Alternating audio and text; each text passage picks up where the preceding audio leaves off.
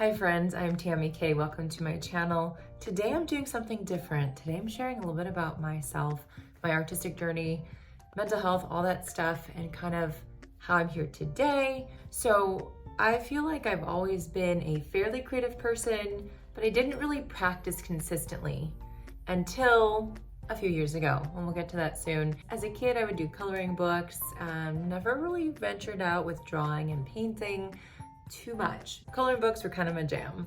And I think back in the 80s, 90s, it's just kind of a thing you did. As I got older, the wind chimes were kind of interesting to me.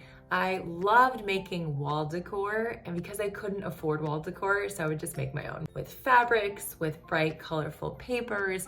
Even as a teenager in high school, remember the Got Milk ads? I had those lining all of my walls. As many as I could find, I would literally staple them to the wall. Don't tell my mom. Wait, of course she knows already, all the holes. Those are some of the ways I expressed myself creatively, but nothing consistent on a daily basis. I also was struggling with some mental health stuff.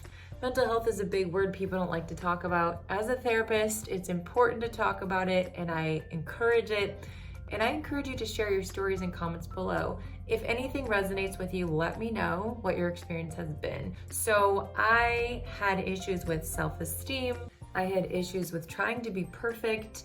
And in college, that really started to shine through. I even developed an eating disorder late high school. I have been able to figure out ways to be healthy, but that was something that I have always struggled with. And then also I developed this new social anxiety when I hit grad school and I was studying to become a therapist.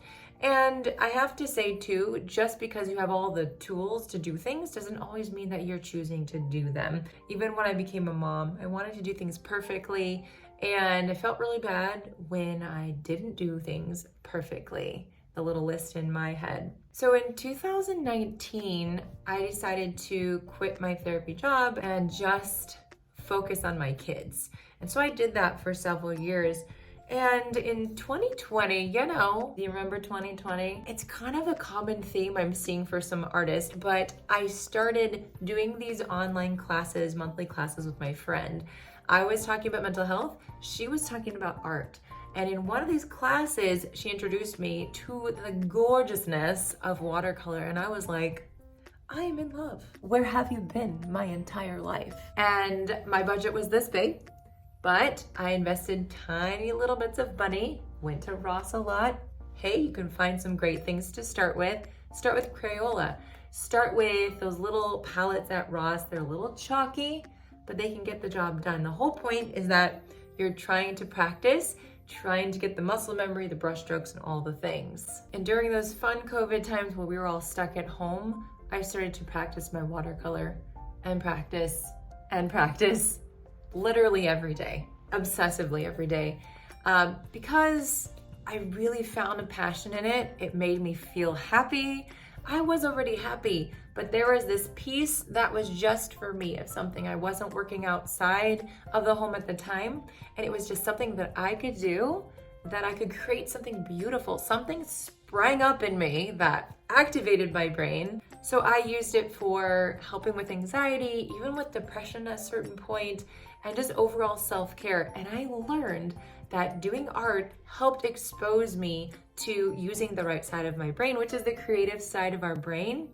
And it helped me to learn to control my emotions more automatically, just by experiencing the flow state of creating something beautiful on a consistent basis, and then finding the pride that I had created something that I could either try to sell or give to someone else. And it was a beautiful experience. And I have to say, I am in no way saying that art should replace therapy or anything like that. I'm not giving therapeutic advice on this channel.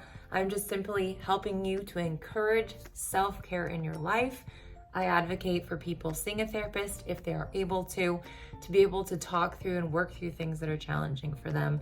I'm just sharing the experience that I've had on how art has helped my brain to change in many ways and to find some beautiful pleasure in my self-care activities. When January 2021 came around, I said, you know what? I am ready to start posting on social media. I took that first step and posted some pictures on Instagram Then in March, I decided, hey, I'm gonna start adding in reels, and I started to create them. You should see the first one I ever did.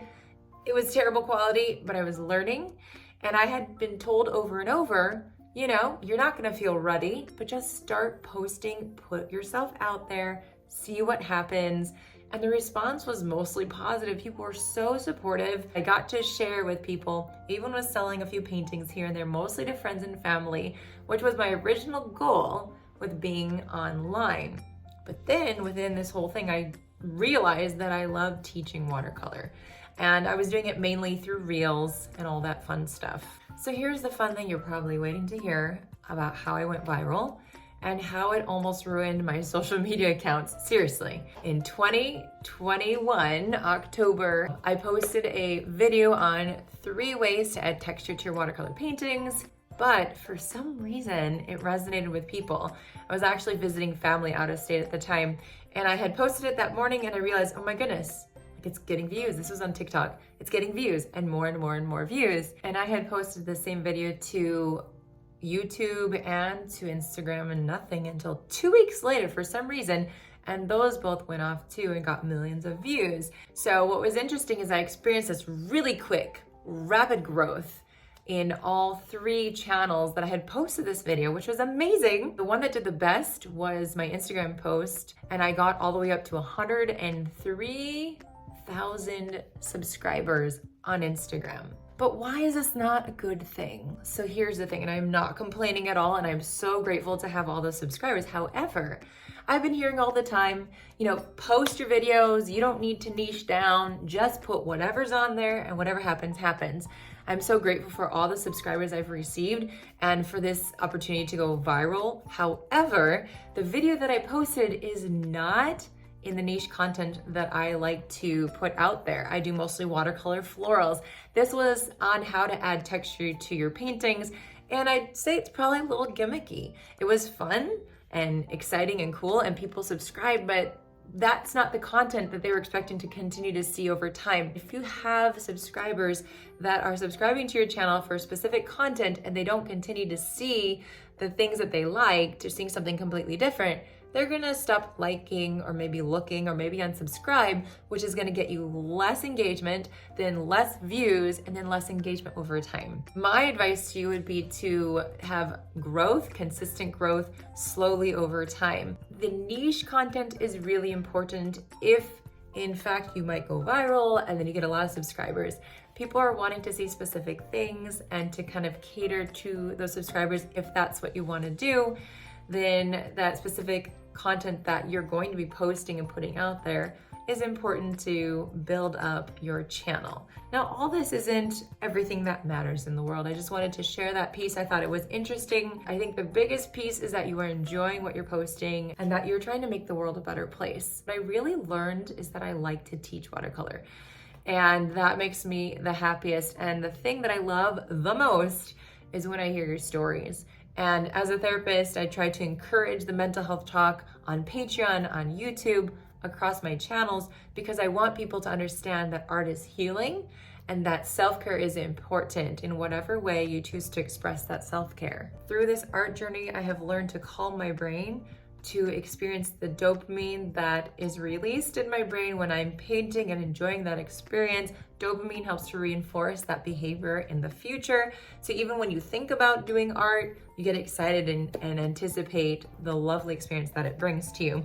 I think I've learned to be calmer, kinder, and overall happier, and to bring that happy, content spirit hopefully into my relationships to help others be happy as well.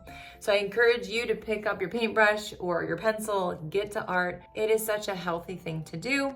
If you have liked this video, please subscribe to my channel. And remember, I do teach on Patreon watercolor, and I have exclusive tutorials and bonus content. If you want to check it out, linked in the description. Thanks for watching the video, guys. Let me know what your experience has been in your painting journey or your art journey in general, and I'll talk to you guys soon on the next video.